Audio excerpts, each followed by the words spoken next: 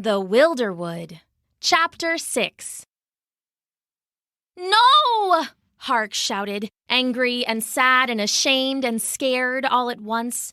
They staggered to the riverbank and Nezzy took her hand.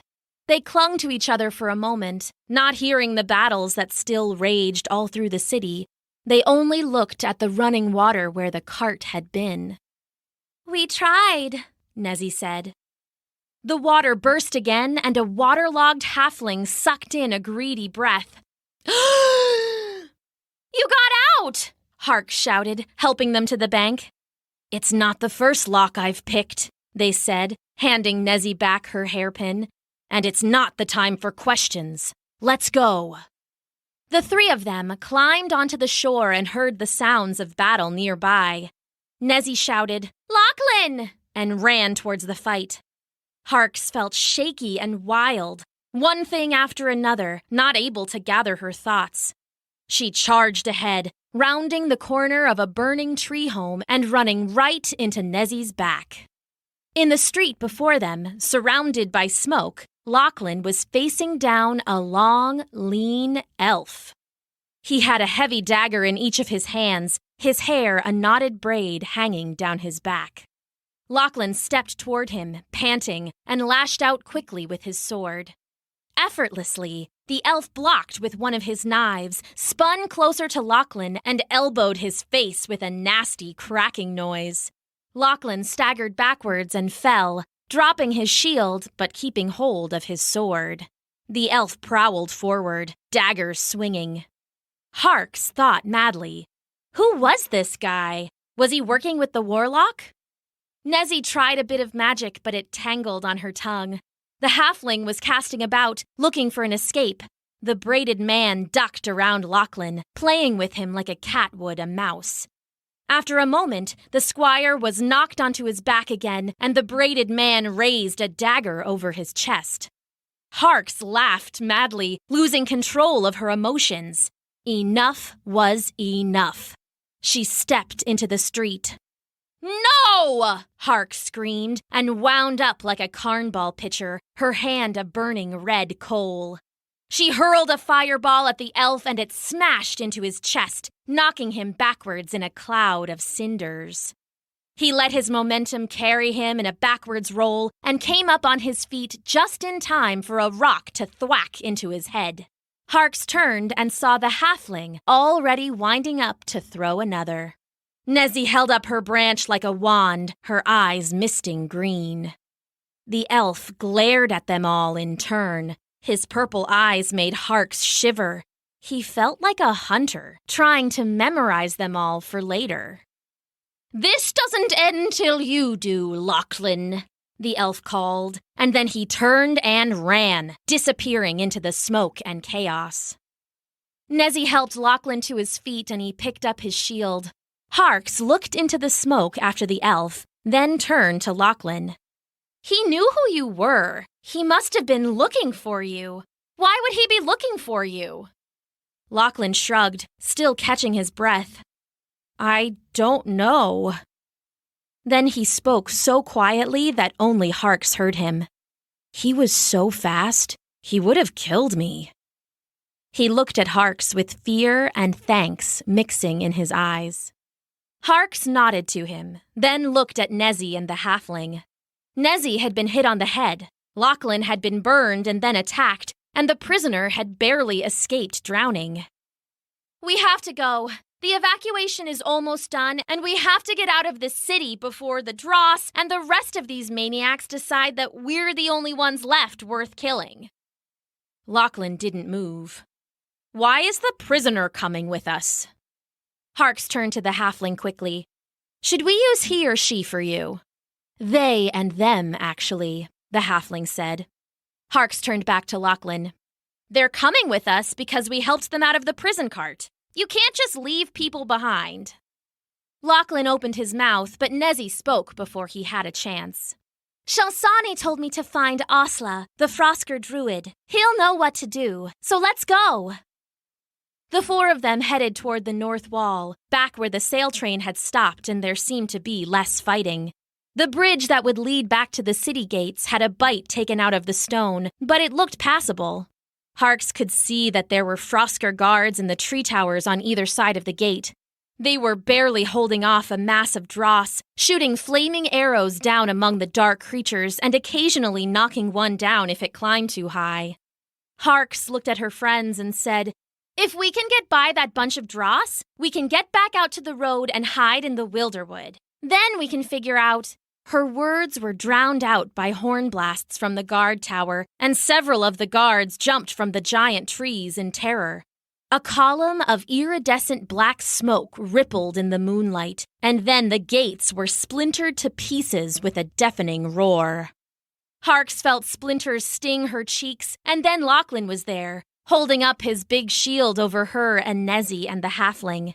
He lowered it again, and Harks heard a guttural metal roar. Blasting through the broken gates came an enormous beast shaped like a goat, its curled horns spewing smoke behind it. The giant ram plowed swiftly and smoothly forward, and Harks could see that it wasn't a real animal, but a gargantuan war engine on spiked wheels. Unstoppable, it destroyed one of the gate towers and crushed many of the dross, rumbling toward the bridge at terrific speed. It hit the bridge and didn't even try to turn the corner, instead smashing through the railing and launching into the air.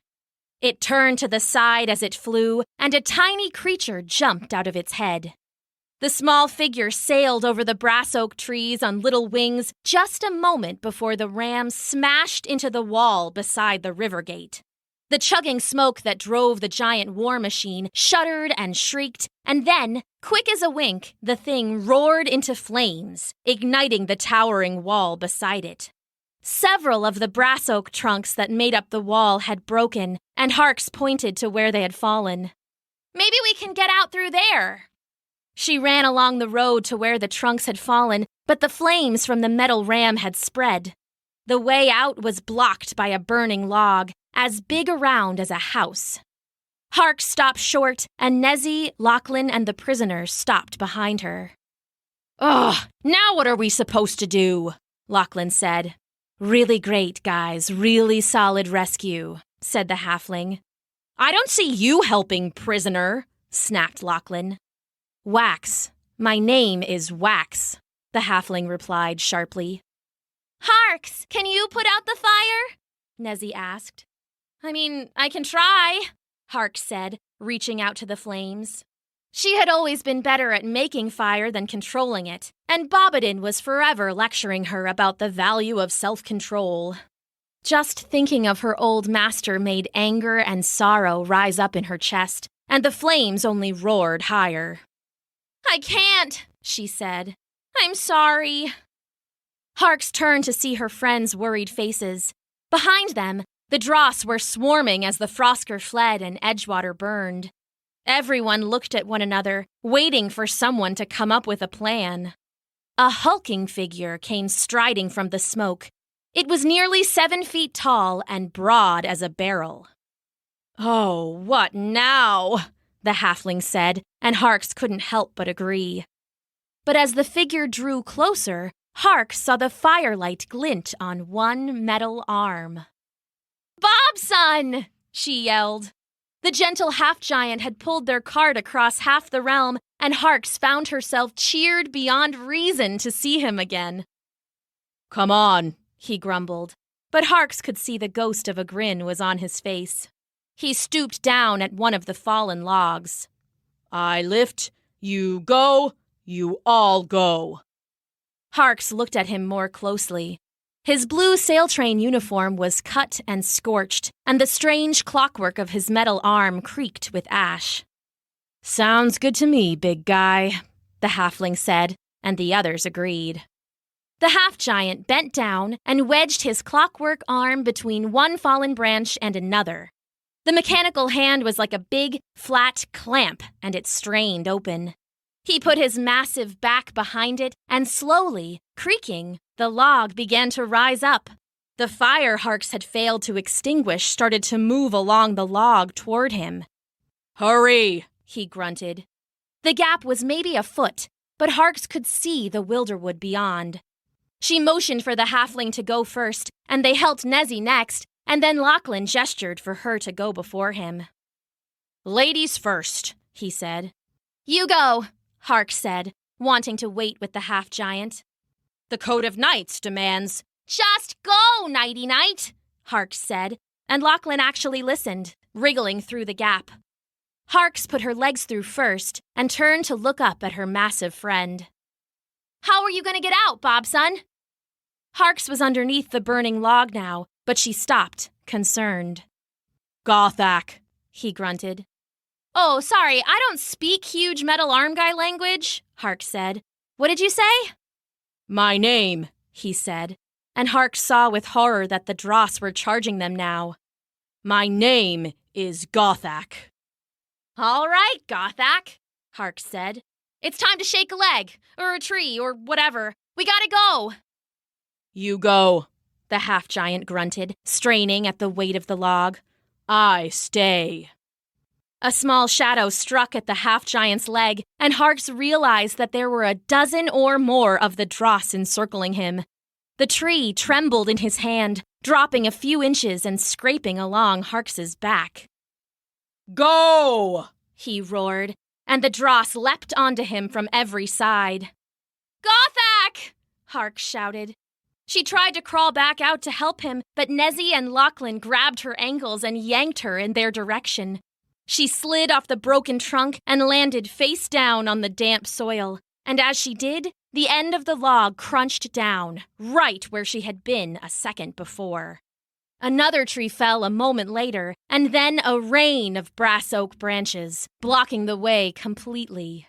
The half-giant roared once, a ringing shout that could be heard even on their side of the burning rubble, and then it was quiet again.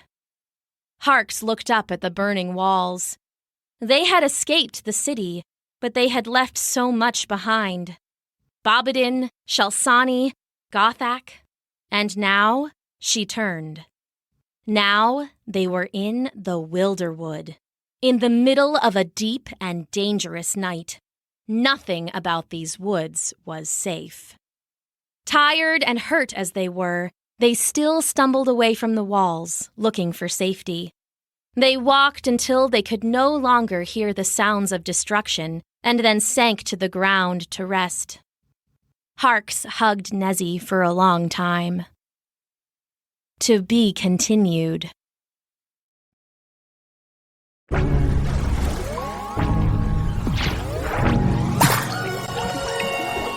Thanks for listening!